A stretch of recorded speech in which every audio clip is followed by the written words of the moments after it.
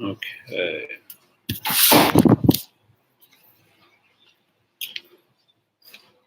Okay, Haryam Tat Sat, everybody. We're discussing Bhagavad Gita, chapter 17.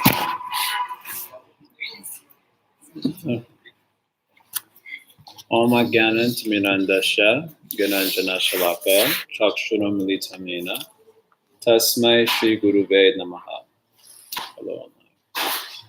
So in chapter 16, Bhagavad Gita, chapter 16 was referred to as the Daivya Sura Sampat Vibhag Yoga, which means understanding the distinctions between the divine and the godly and the ungodly characteristics. So Krishna concluded that chapter by saying that the ungodly characteristic is defined by their rejection of the regulations of sacred texts. Yashastra vidyam ustrigya vartate kamakarata nasasadimabapnoti nasukana parangata. So he says those who reject Shastra Vidhi, so Shastra Vidhi means the injunctions of scripture, sacred texts, at least for Vedic culture, that was common, they would follow sacred texts. So those who reject the Shastra Vidhi and Vartate Kamakarata, they do as they like, then they will not attain Siddhi, Nasasa Dimavapnoti Nasukana Paramgata. They will not attain Siddhi. So Siddhi is a word in Sanskrit. It means perfection. Siddhi means perfection. And generally it was referred to some sort of perfection, meant some sort of something transcendent. So they will not attain Siddhi. Nasukam, they will not attain happiness or contentment. Naparangati, they will not attain the supreme goal. Paramgati means the supreme destination or goal.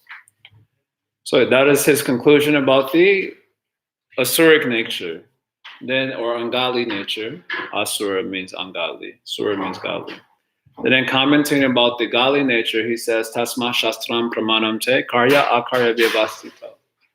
So the godly nature is then the opposite of this. They follow Shastra Vidhi. Tasma Shastram Pramanam Te. They accept the Shastra as the Pramanam, the evidence for what should be done and what should not be done. And this way they make gradual progress towards spiritual goals. So this is Krishna's conclusion about the divine nature and the ungodly nature. And it's like a very black and white hard line. If you follow Shastra, then you're godly. And if you don't follow Shastra, then you're ungodly. Simple as that. So in the beginning of chapter 17, Arjuna kind of wants to nuance this a little bit because there are many persons who don't follow the regulations of Shastra, but they're endowed with faith in something.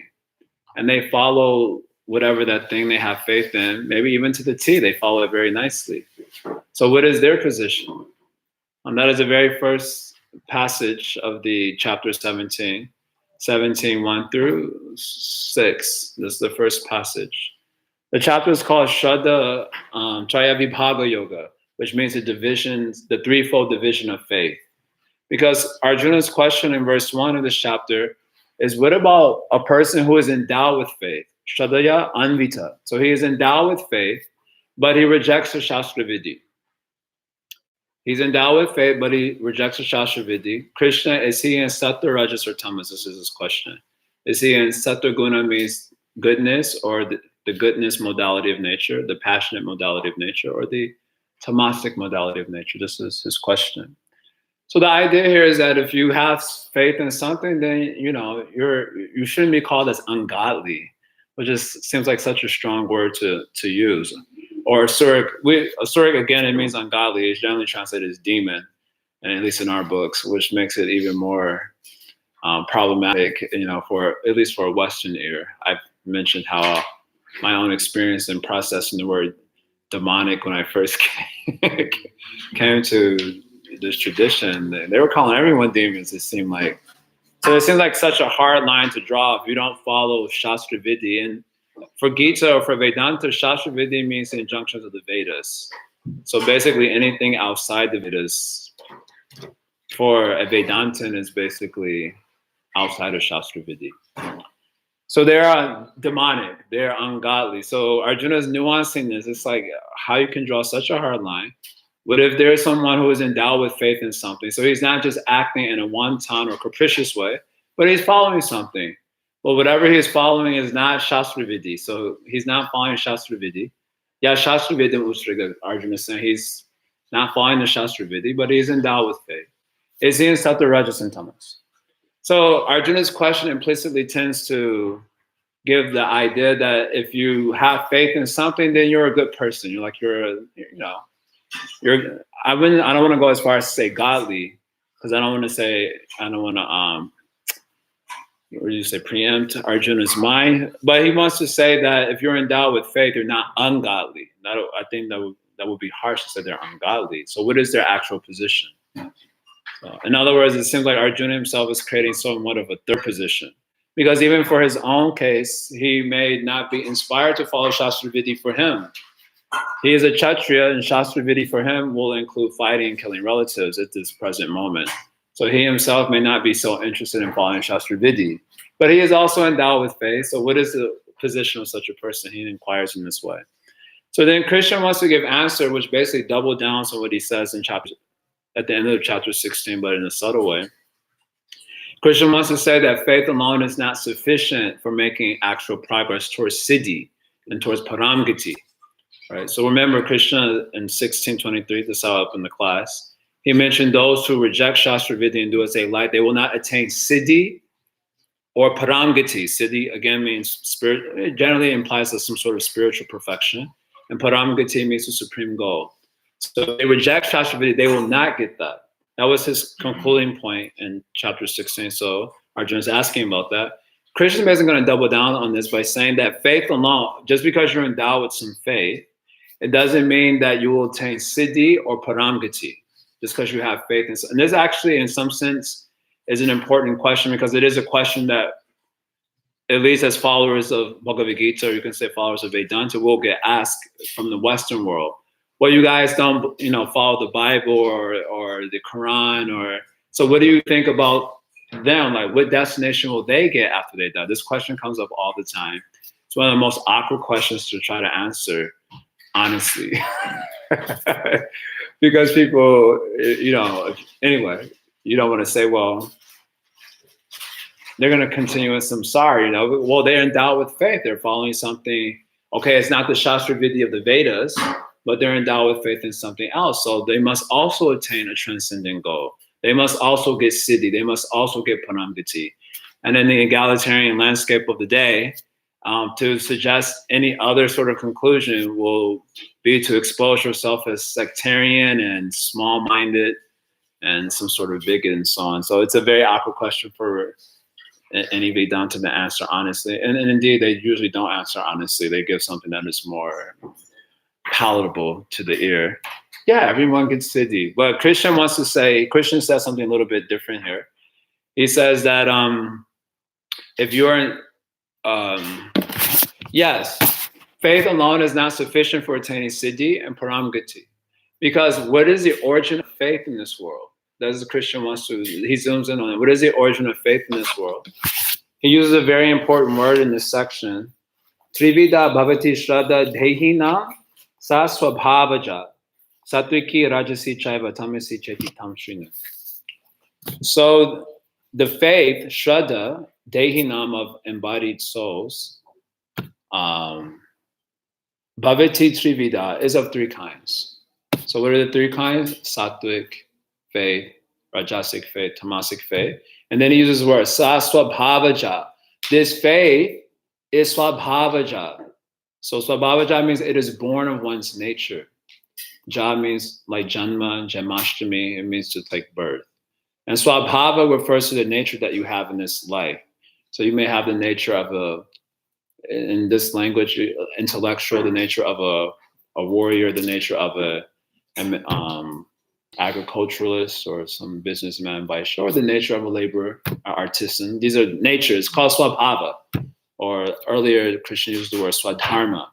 So swabhava, everyone has some sort of nature. In Kali Yuga, these clear divisions are not so much applicable because our parents and our parents' parents and our parents' parents' parents, they all got together out of love.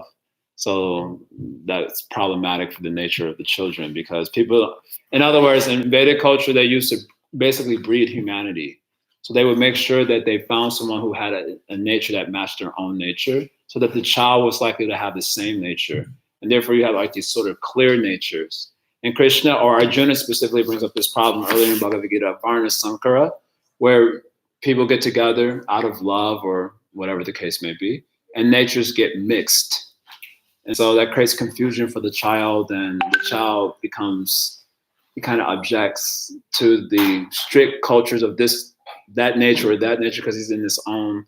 And then you have such mixed children having mixed children, having mixed children, having mixed children. So the swabhavas of modern humanity in Kali Yuga is a little bit complicated topic. But in any case, the faith that a person has is born of their swabhava. Whatever nature you have, then you have a faith that corresponds to your nature. And because your nature is itself composed of the gunas of nature, right? Our bodies, our gross bodies, our subtle bodies, they are a composite of the gunas of nature, rajas, tamas, and sattva. So your faith, your nature is itself informed by the gunas. So your faith is coming from your nature. So your faith is also 3 kinds. So if you have a sattvic nature, then your faith will be sattvic. If you have a rajasic nature, then your faith will be rajasic. And if you have a tamasic nature, then your faith will be tamasic. Right? So you see like this. Someone has a rajasic nature. So what are the type of things that they will put their faith in? Things that are congruent with their own nature. Right? That's just how that works. So basically, Krishna is saying just because you have faith in something doesn't mean anything. Because your faith is born of your nature, which is itself informed by the gunas. So if your nature is informed by the gunas and your faith is corresponding to your nature, which is material, then how can you get something spiritual by something material? You understand? Your faith is material. Your faith is material because your nature is coming from your nature, which is material. Material means it is informed by the gunas of nature. So if it's informed by gunas of nature, how can you become nirguna or beyond the gunas? You understand? What's implicit in this statement is that the Shastra Vidhi is coming from some transcendent source. Now all Vedantins accept this. Shastra is coming from something transcendent. Therefore, Shastra, Veda specifically, was referred to as Apurusheya Shabda. Apurusheya means like superhuman or transcendent, devoid of defects of the conditioned nature. So this is implicit in Krishna's idea here. Shastra Vidhi is transcendent, therefore it can take you to a transcendent goal because it's coming from a transcendent source. But your faith in anything, if just informed by your own nature, swabhavaja, is material. So your faith being material, how can it give you something like siddhi or paramgati, which is beyond material? That's what Krishna is saying here. You understand? Like this. Same idea in verse 3. This is a very nice verse also. Swatva anurupa sarvasa shraddha bhavati bharata. So everyone, sarvasya, everyone, shraddha bhavati, has faith born sattva anurupa, of their own nature, their own psychological tendency. So in other words, there's a sense that Arjuna was kind of giving this idea, if you have faith in something, then you're not ungodly, because ungodly people are ashraddha, they're without faith. But you have faith in something, so you're not ungodly. Krishna, everyone has faith actually. Even the ungodly people, they also have faith. But their faith is informed by their psychological disposition, sattva anurupa. So they have faith in tamasic things, or they have faith in rajasic things, but they also have faith. So when we say that they are faithless, usually, it means that they have no faith in Shastra Vidhi. That is what Krishna means. And that's specifically his point in the end of chapter 16. That when we say they are ashraddhana, this is a common word. Well, it comes up quite a bit in Bhagavad-Gita, this word ashraddhana. It means they are without faith in Shastra Vidhi, but not that they are without faith. Everyone has faith. Even in the modern discourse that is amongst you see atheists and Christians particularly, they like to argue with each other a lot. Does God exist? And they go back and forth. And the whole idea, well, a lot of the times they draw this hard line between faith and knowledge, especially those on the atheistic side of the argument. They draw this hard line, faith means like belief in something spiritual, transcendent. You guys have faith over there. It's just some like belief in something, but we have knowledge over here. But all knowledge precedes and proceeds by faith. It's inevitable. It's an inevitability that's inescapable. All knowledge. If you have to learn anything from anyone on any topic, you need to first have faith in the source that you're hearing from, that they're sharing something valuable, worth your time, that they're not cheating you. And then if you have to learn it in a deep way, then to proceed, you have to also have faith. And then before you're able to even do any experiment and test things out for yourself and so on. So all forms of knowledge are preceded by and proceed on faith. It's just an inescapable fact. So it's not that atheists are devoid of faith. Everyone has faith. It just means what type of faith you have. Is it in Sattva, Rajas, or Tamas? That's all that is being brought out here. So Krishna says same thing here. Sattva nurupa sarvasya shraddha bhavati bharata. So everyone's got some faith born of their own psychological disposition. Same point that he made in the previous verse. This is called swabhavaja shraddha or swabhavika shraddha, the faith born of your own mentality or nature. Shraddha maya ayam purusha. I love this statement. Ayam purusha. This purusha. So purusha here means person. Sometimes the word purusha just means person. It sometimes refers to the soul. It sometimes refers to the super soul. But the word purusha can also refer to the empirical self. Like this body and mind can also be called as purusha in certain contexts. So ayam purusha, this is one context in which it is used. Ayam purusha means the empirical self, the self that you think that you are now, that I think that I am now. This self that is this body, that is a certain ego that identifies in a certain way and relates to the world accordingly. This is also called as a type of purusha. So this purusha is shraddhamaya. Shraddhamaya means it is composed of faith. This whole purusha that you are right now is actually made of faith. Why is that? Yo yaj tradasa eva saha. Because your faith, whatever you have faith in, caused you to become what you are right now. There was a series of acts that you performed. Why did you perform those acts and not another set of acts? Because there was a certain faith that you were endowed with that led you to perform those acts. And by performance of those acts, you developed a certain type of mentality or ego. And you carried that mentality to your next body, and then boom, here you have it. And so all entities, whatever we are now, is a result of a certain type of faith, right? I often like to make this point that no one can really complain about what they are or where they're at in life, because at the end of the day, it was your faith that brought you there. And normally people don't think about it, but a certain faith is always connected to a certain destiny or destination, right? It's inevitable. So whatever you are right now, not only externally, but specifically internally in terms of your mentality, that is a result of a certain type of faith. And therefore, Krishna is making this point, Shraddha Maya Ayam Purusha, the Purusha, and he's specifically referring to the subtle body, the sense of identity, the sense of self, is completely made of faith. Because that person, empirical person, has become his faith. Or in other words, a certain faith has led him to be what he is now. So Krishna's main point is that just being a faithful person doesn't mean that you're going to make spiritual progress, or that you can have faith in a lot of different things. And in fact, although the popular tendency of the world today is to think that whatever you have faith in, that's like your truth, and you can make progress by I always will have the tendency to just want to like crack jokes, but this is a very serious thing actually. People really believe that live your truth, live your highest truth, and if you try to make some point, no, there's an objective reality, and so, well, that's your truth, but my truth is something else. It gets, I mean, this is a genuine thing. Even if you want to, out of logic, you say, well, what if my truth says to slap you inside your head right now? Well, if that makes you happy, if that's your truth, it gets a little bit funny. Okay, fine, believe whatever you want. But just because you have a certain faith doesn't mean that you're going to get a certain transcendent destination. And that's what Krishna is pointing out here. Because where is the origin of your faith? Your origin of your faith are the gunas of nature.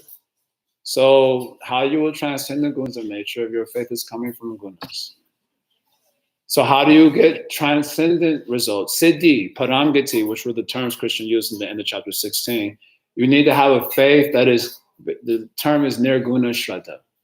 Now, Krishna, this is implicit. Shastra must be coming from a transcendent source by which you can get Siddhi and Paramgati. And so that faith in Shastra is called as nirguna shraddha. It is faith that is not simply informed by the gunas of nature. And how that faith comes into the life of a person and so on, that is not discussed in Bhagavad-Gita, but is discussed elaborately in scriptures like Bhagavatam, by the association of saintly persons, sadhus, holy men, then you can get endowed with nirguna shraddha. Shraddha in the transcendental text, scripture. And then that way you can move towards Paramgati. You develop the Daivi nature and you move towards Paramgati. So this is Krishna's opening statement. In verse 4, he gives examples of how Swabhavika or Swabhavaja Shraddha informs people's worship. Some people with this Satvika Swabhava Shraddha, they worship Devas. Those with Rajasika Swabhava Shraddha, they worship Yakshas and Rakshasas. Like, they're like semi-celestials, not full Devas, but just below them. And those who are Tamasika Shraddha, they worship, ghosts and spirits. Maybe sometimes Shiva also. But they're mostly into ghosts. It says here ghosts and spirit. And I like to add to the list witches and warlocks and vampires and werewolves. Like always, these genres of movies are so popular. People are really into it. Witchcraft is becoming a thing also. Witchcraft, just like Wiccan religion, is rising in America, which is interesting. Huh? Yeah, so yeah, so this Swabhavaja is there. They have this Swabhavaja is there. Tamasic, they may be into some blood rituals and all these things. Become very popular. So many girls calling themselves witches now. Yeah, it's becoming a popular thing. It's on the rise. This Wiccan religion on the rise. And so anyway, that's nature is like that. Because this Kali Yuga is the age of Tamagun. So a lot of tamasic things get prominence in this age. They become very, very popular. Like you look, like I mentioned this the other day in class, how there's this bus, probably everywhere I see it, this advertisement for a show called Evil. And it's just a big sign that says evil. And just putting like these ideas in everyone's head. It's tamasic because it's the age of Tamagun, so all these tamasic things get prominence like this. Those are like something from what you're saying. People don't have a conception of association, right? Like you see evil and you desire to associate with this by watching it. Yeah, of course.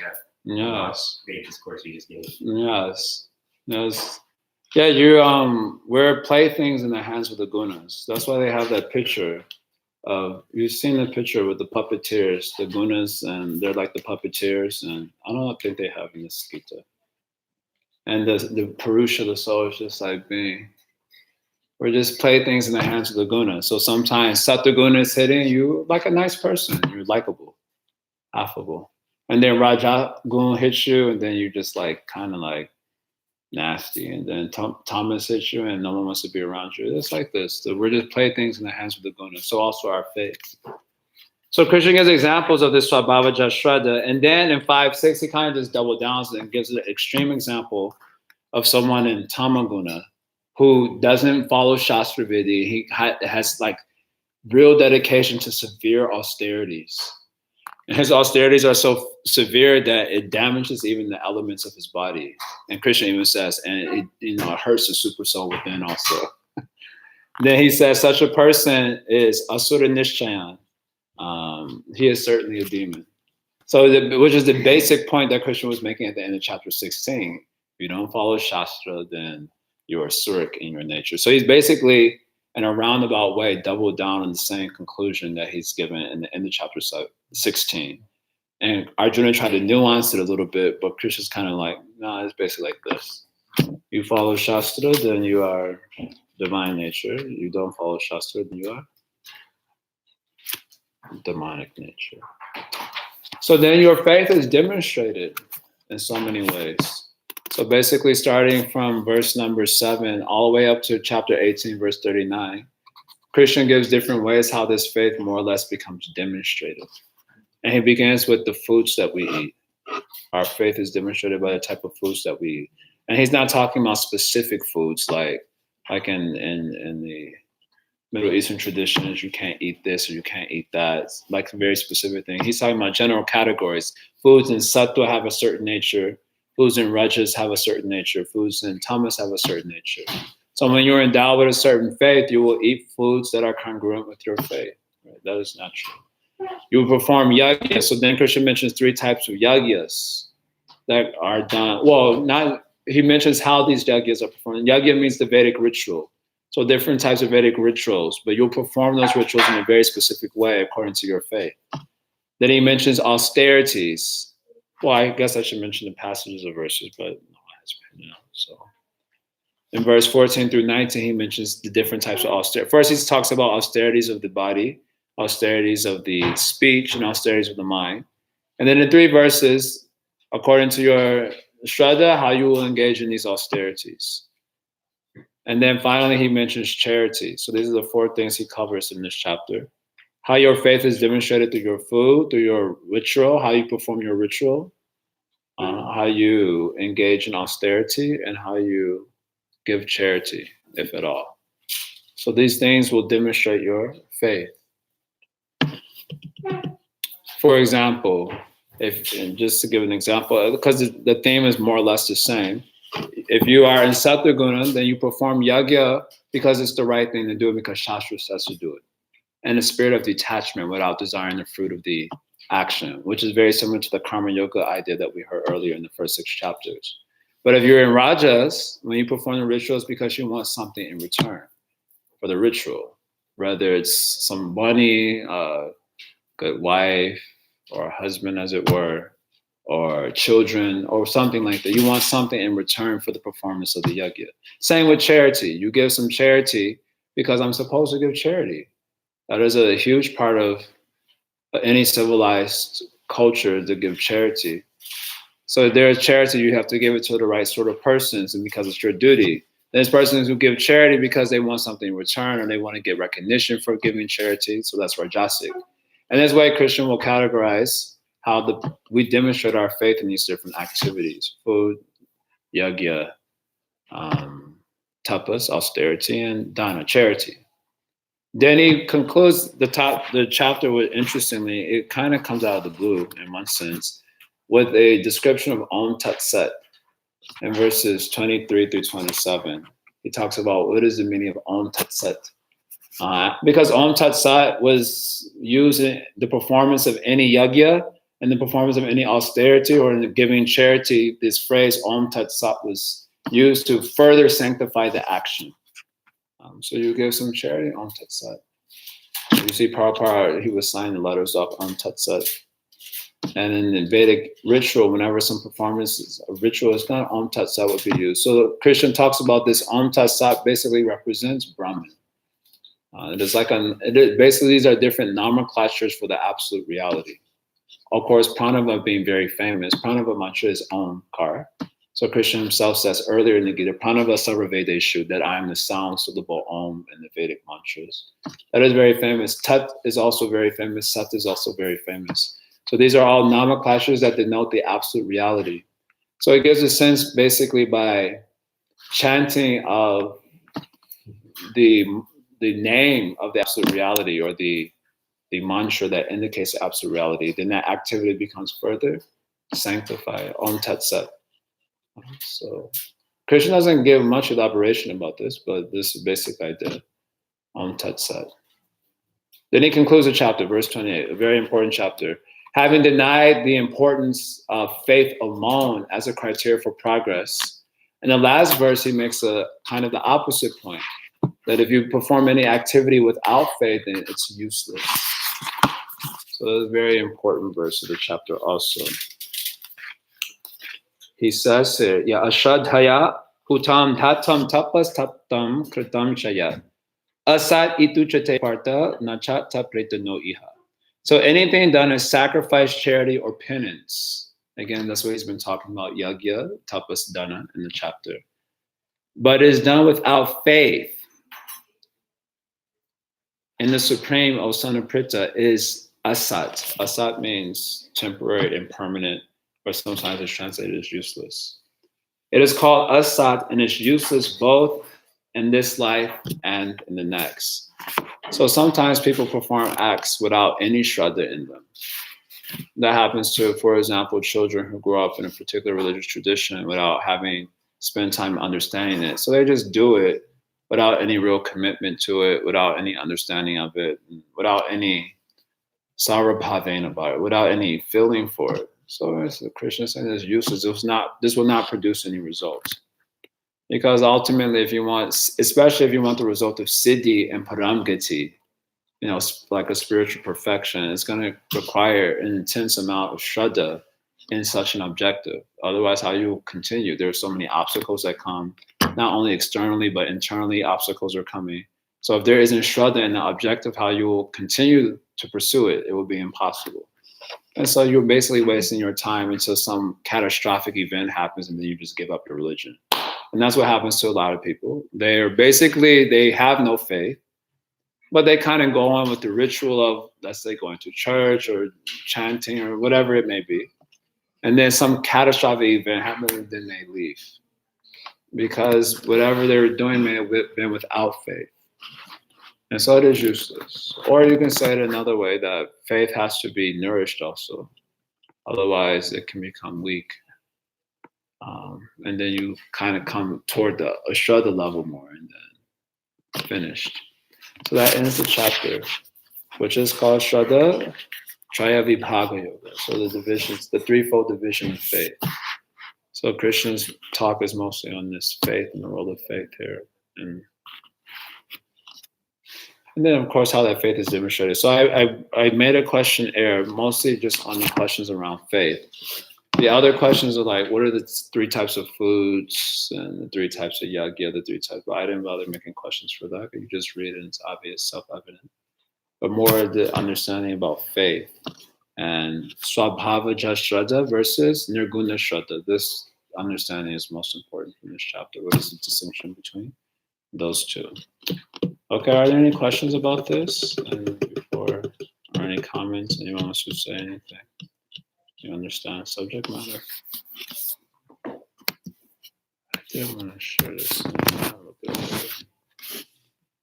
Okay? Okay, so you can work on this questionnaire. You have 10 minutes, and then we'll end the class with last minute reflections or questions. I just wrote them out because I didn't feel like. So you can split up into a little group, and just discuss them briefly. They should be very easy and straightforward. Partner with each other, become friends if you like, or at least acquaintances. And only 10 minutes or less. Not many questions. Just to allow you to reflect on the subject matter, maybe come up with some questions. I forgot. Sorry, guys.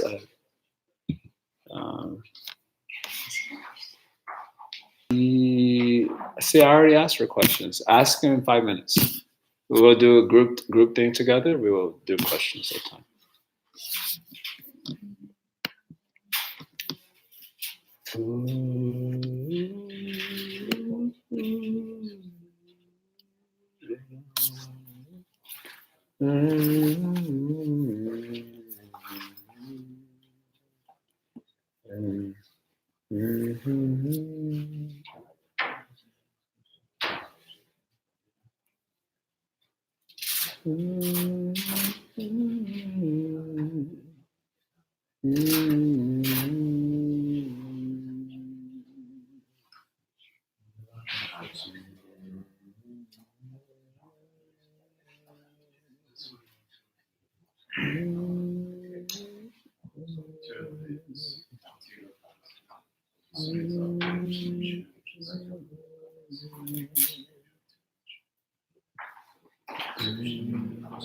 In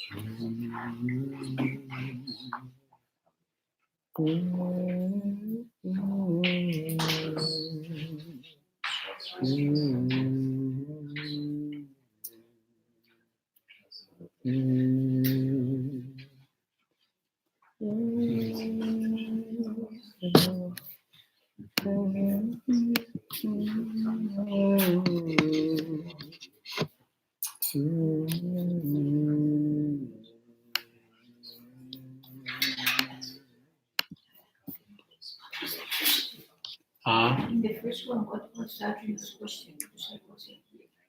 Verse 1, you have Bhagavad-Gita on you? You can see. Okay, you can take this one. What is the page? Just, you can see, I didn't indicate the verses. It's the first verse. All the questions are from verses 1, 2, 3. Okay, what page? Chapter 17. You can just see at top. I don't know the page number. 17, 1, 2, 3, and 28. Those are only questions are just surrounding around those verses. Because those are the most important verses in the chapter. He's not going to like the question. Huh? He didn't like the question that Arjuna made. No, Krishna He was liked it. Huh? He wasn't happy with that question. Krishna liked the question. He just answered it. What does a nuisance mean? Nuance. Yes, we were making the point in the beginning of the class. Okay, well, we'll answer that. That'll be the first question we'll review.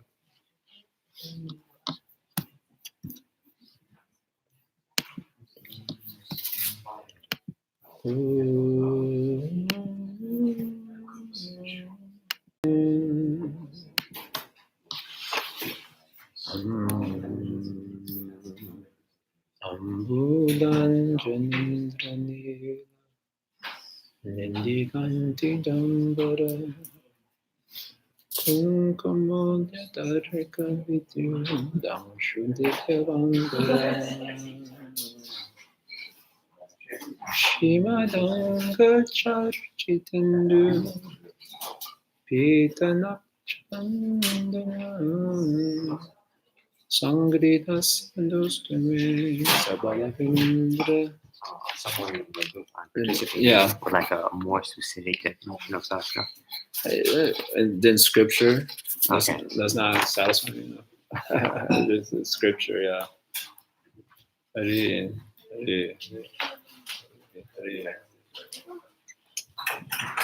Shimadanga Charichitendru Pitana Chandana Sangridasya Dostume Sapalavindra Nandana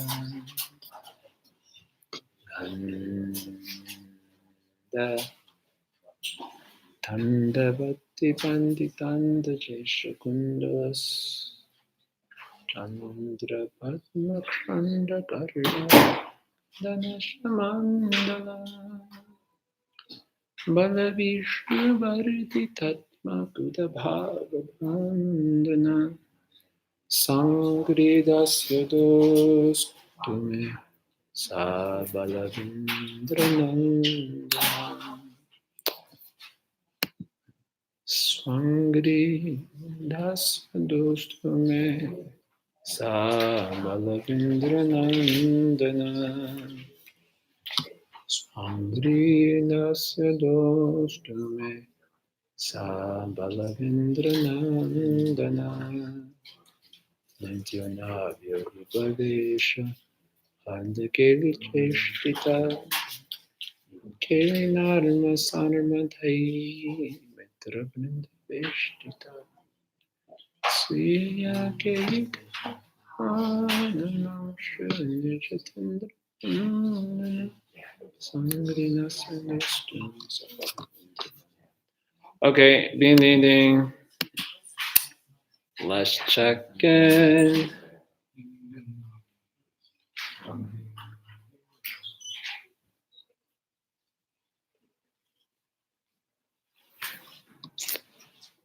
Okay, so question 1. What is question 1? How does Arjuna's question nuance Krishna? Yes, what is the answer? How does Arjuna's question nuance Krishna's conclusion at the end of chapter 16? What is the answer?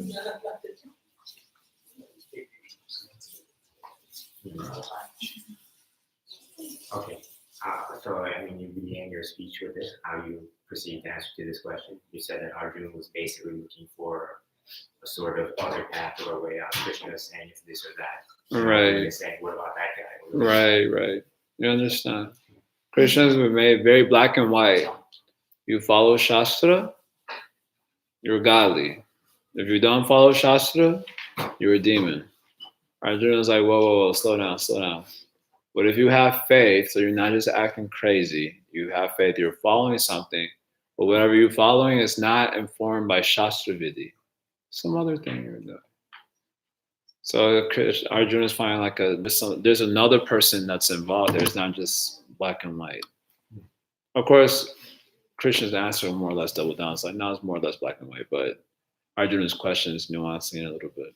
It's a good question. Yeah. I thought about Arjuna's perspective and I understood it. And I personally been thinking about why Krishna would double down.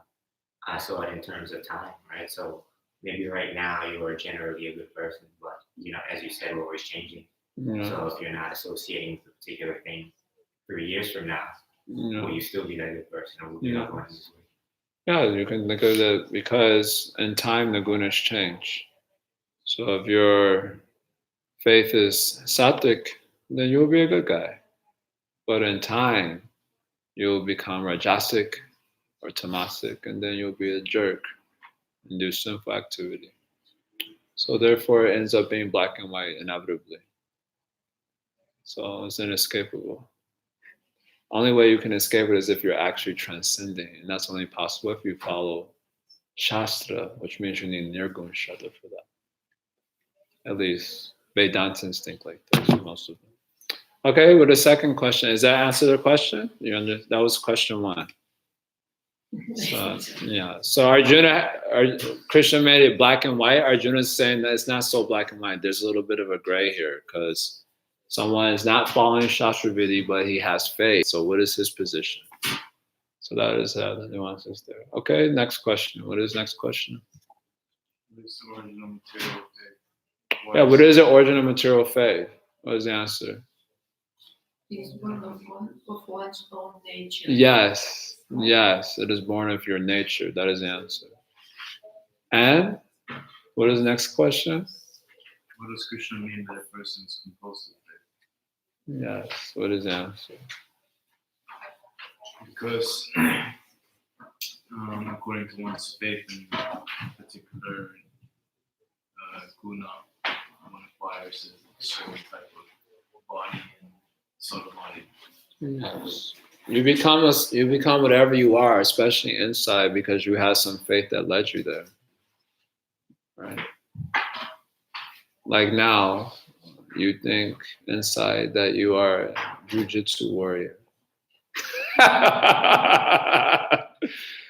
So there's some faith inside that led you to come to that, being that sort of person inside. Otherwise, you would not be that sort of person, right?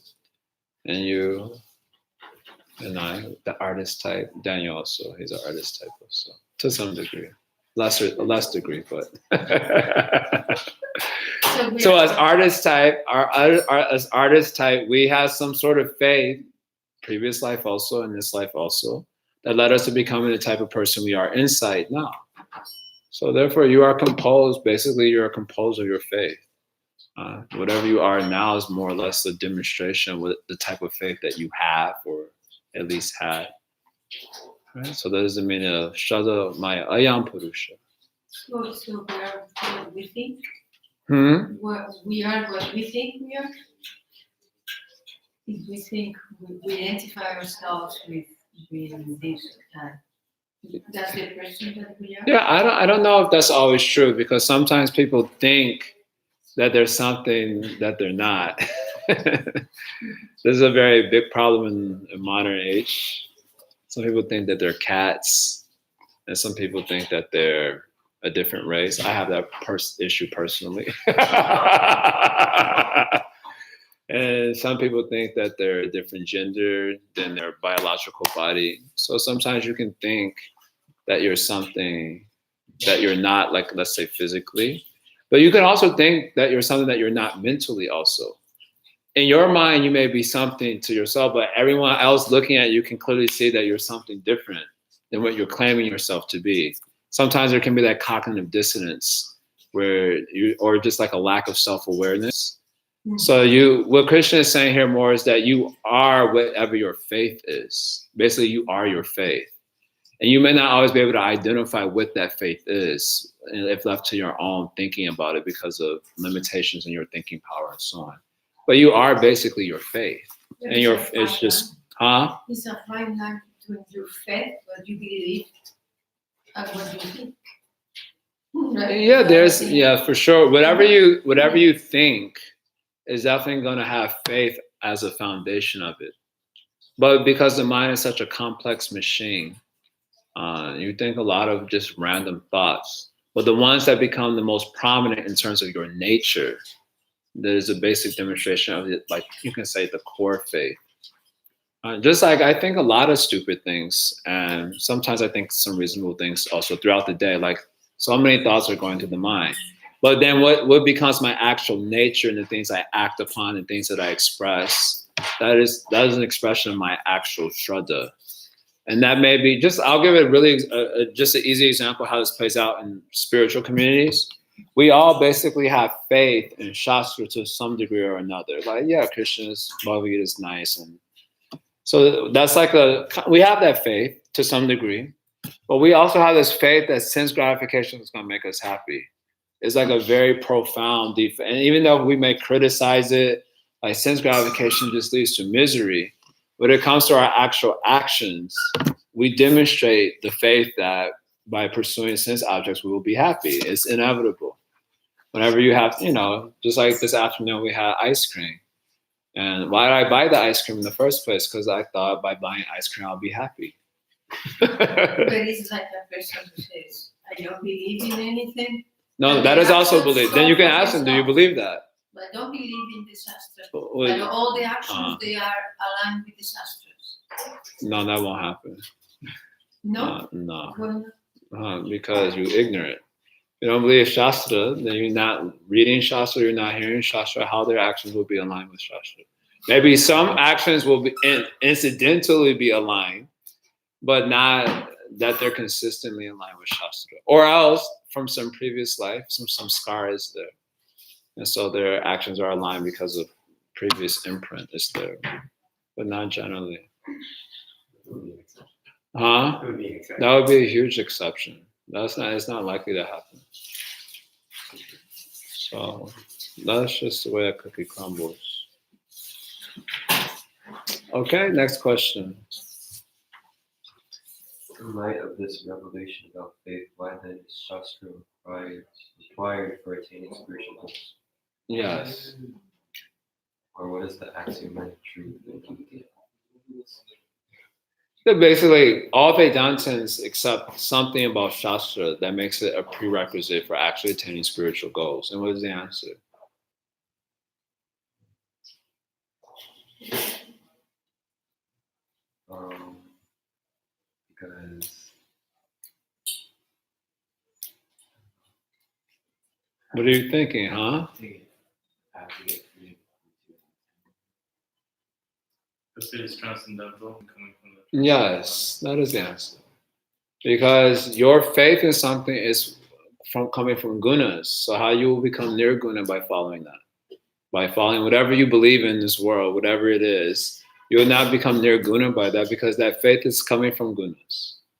But if you follow Shastra, is nirguna, it is beyond the gunas. So whatever path you follow in that, of course, the Shastra deals with things within the gunas also. So Krishna has mentioned this. Trigunya Vishaya Veda Nistrigunya Bhavarjuna. Right? In 2:45 Bhagavad-Gita, Krishna said that a lot of the Vedas deals with the three gunas. Trigunya Vishaya Veda. Nistrigunya. But you follow that Veda that is Nishtraigunya, that is beyond the three gunas. So there are a portion of Vedas that's preoccupied with three gunas, and there's a portion that's preoccupied with transcendence. So our Krishna is telling Arjuna, you follow that Nishtraigunya, that part that's just preoccupied with transcendence. So only that part will help you become Nishtraigunya. So if you reject that Shastra Vidhi, what's going to help you become Nishtraigunya? You just follow whatever you believe in, what is that going to do? And it makes me happy in life. Okay, then you die and then another birth. You're not get out of the material world.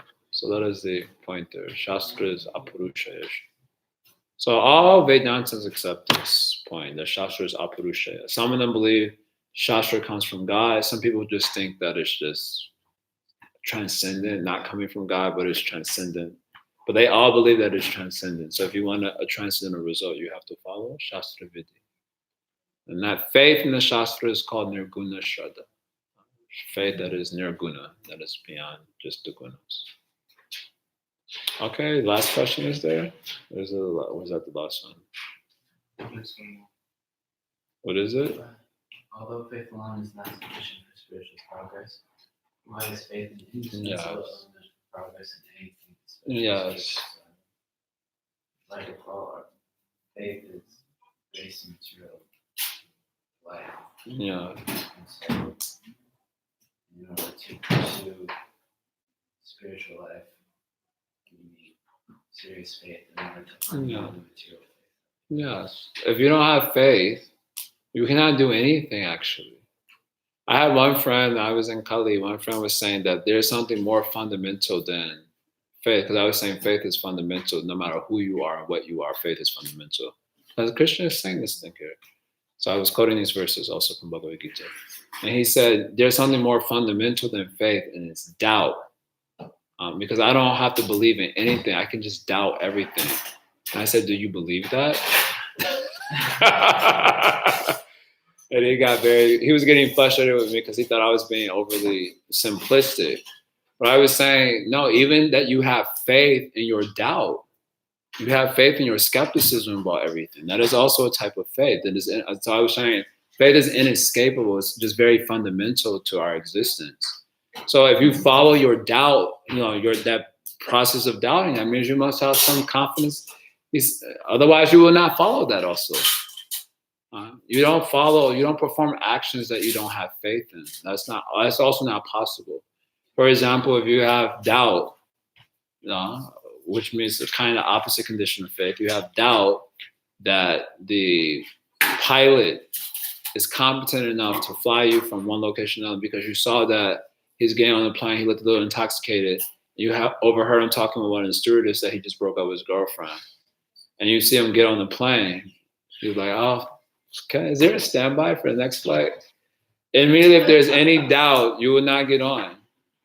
Because of your loss of faith, right? That means you have faith in your doubt, right? At that moment, you're looking at the person, you have doubt about his position, you believe in your doubt more than you believe in his competency to get you from point A to point B. So faith is just like very fundamental. Even the faith that your legs are operating in the morning when you stand up. You wake up and you just jump out of the bed with the faith that your legs are still functioning. Sometimes your legs may fall asleep and you don't realize it, and you kind of like slide your legs on. And you may freak out, temporarily, like, oh my God, what happened? And then you realize that the blood has left your leg, and so your leg is falling asleep. I think it's the eternal question of faith versus reason. No question of faith versus reason here. This is very, very basic stuff. You have faith in your reason, or you have faith in the reason of others. Otherwise, you cannot listen. Just like so many people, even all these people who make arguments, they go online, all the little kiddies go online, they have a new argument for why God exists or why God doesn't exist. But you're like, where you have heard this from? But most of them have not studied these things or anything. They hear from someone that sounds really cool to them. They have a new ammo to argue with someone else. And then they make arguments because they have faith in them. A lot of people have faith that evolutionary theory is true. Where that faith has come from, you have not seen. No one has seen one species turn into another, but they have faith. People have faith that the earth is round. Now there's the group of people who say earth is flat. But you have not seen either one, actually. So how do you have faith in this one or that one? Where you have seen, have you ever seen the round earth? You have not seen. I saw a picture. How do you know that picture is real? Because of faith. Actually, your faith is informing you. Otherwise, how do you know? And most of the pictures you've seen have been from movies, space movies and this, that, and other. You're not seeing any live picture. But someone is saying opposite, earth is flat. How do you know earth is flat? You've also not seen the whole earth. You can say definitively that it's a flat. So someone is giving some logic this side, someone's giving some logic that side. And you are a lay person, ignorant person, you don't know anything. And that one makes more sense to you somehow or other because of the sort of mind that you have, imprints from previous life. And that one is saying opposite, that makes sense for someone else. And then where they go on arguing. But actually both persons are just having their faith. Isn't it? Otherwise you cannot know for sure. Of course, devotees will pull out some shlokas. So Shastra says this, that. So then our faith is in Shastra saying something. That's why at this point, because I say that there's a big game going on in the material world.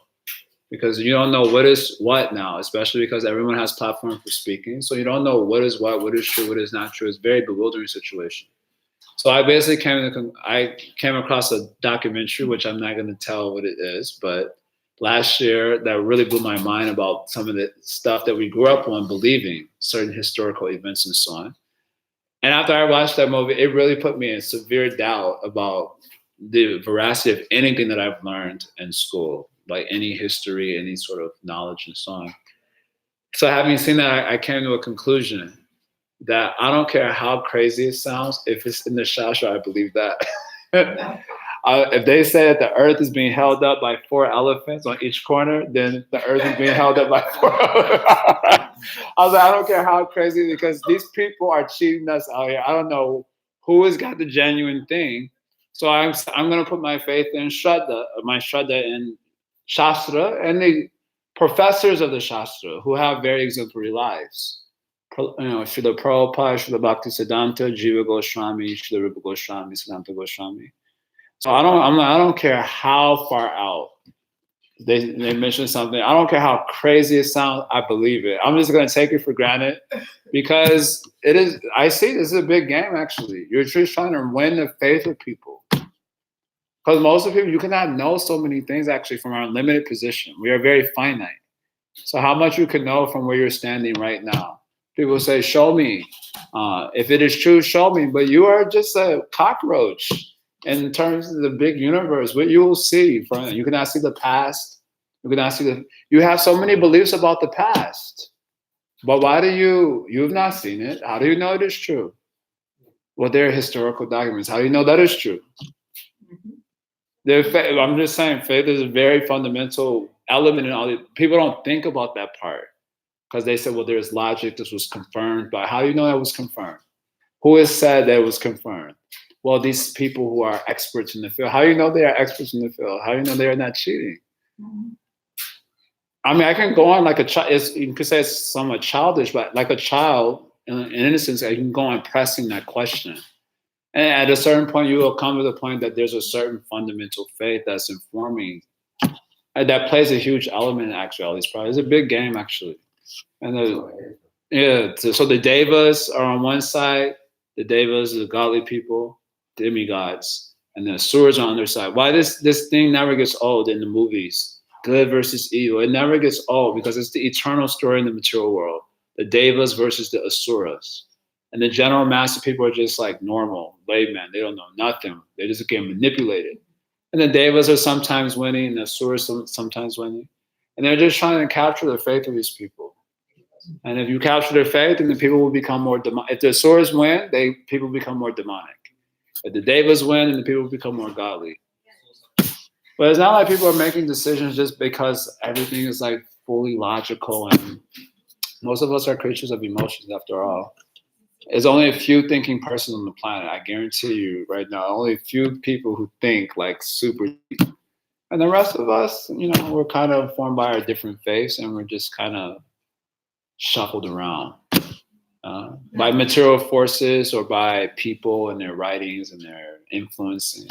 But we're also in the Kali Yeah. Yuga, were also in samsara, were also in the supermarket of values. Everybody gets whatever they think works for them. It's a big confusion right now. So is the easy way of solving the confusion. Right? Easy way we deal with the confusion is just by saying I accept bhagavad-Gita. I accept Srimad Bhagavatam, confusion over. Someone asked me some question the other day, what do you think about this? I said, I don't think about that. And then it was like some Mayan calendar, this thing, 2012, it was supposed to this, that. They said, what do you think about that? I said, I don't think about that. And he said, well, don't you think it's important? I said, if it's not mentioned in Bhagavatam, I don't have any interest to explore it too much. I said, because also I find that there's so many things to know and so little time also. So, there's so many things to study. And just within our tradition, there's so many things to study, how I'll get through everything. So I have to choose wisely. So I don't choose to study those things. And, then my faith gets bewildered and like, maybe this, maybe that. And then become totally useless. Isn't that the point when you step back? I mean, one of the things that really appealed about Bhagavad-Gita was when Krishna said, "Look, it's all me and it's all my name." So you're right, it is a game. They're arguing this or that, but at the end of the day, they are also, shards of Vishnu playing that role in the moment. Yeah, they're Vishnu and not Vishnu at the same time. Well, yeah, but that's the point. Vishnu, they are parts of Vishnu. They are part of God. They're jivas that are bewildered by his external energy. Exactly. So, you can see like that. So the souls, the enlightened Krishna speaks about this in Bhagavad Purana more. You just see the souls as just moving by influences of nature. You kind of just look in a detached way. Not involving yourself in that place so much. It's a little hard to resist though, because we also have bodies, Shraddhamaya Ayam Purusha, and these bodies are composed of a certain type of faith that we built some previous life. So that puts pressure on us to also get involved in the game a little bit. So you're more liberal, you're more conservative, I'm a flat earther, I'm a round earther. Because we also have our bodies, which are composed of a certain faith that we built, a material faith that we built from some previous. So it makes pressure to also get involved in the game a little bit. But if you allow yourself to be informed by Bhagavad Gita and Bhagavad Purana, then you say, forget this guy. Sometimes you can watch for entertainment or involve yourself in it for you want to entertain yourself. You say, I believe in flat earth, and everyone's going to think you're crazy. So you say that just to have some fun. Yeah. And then after that, you walk off and chant Hare Krishna, having disturbed everyone in the room. And how can you believe such a thing like that? You chant Hare Krishna. Yeah, that's Krishna's example. I know this for myself. Yeah. But one of the things I found, Krishna said, those who see me everywhere, they're close to me, but that's the reality. Yeah. And what is the example he lived? He was always able to fully participate. They say he threw himself in everything he did. In his mind, he knew that it was your mind. So he could do that, of course. The soul has to be a little bit more careful because we throw ourselves and then we get tossed by Maya. We become bewildered. So we'll stop there. Hari Om Tat Sat. Srila Prabhupada Ki Jai. There you go.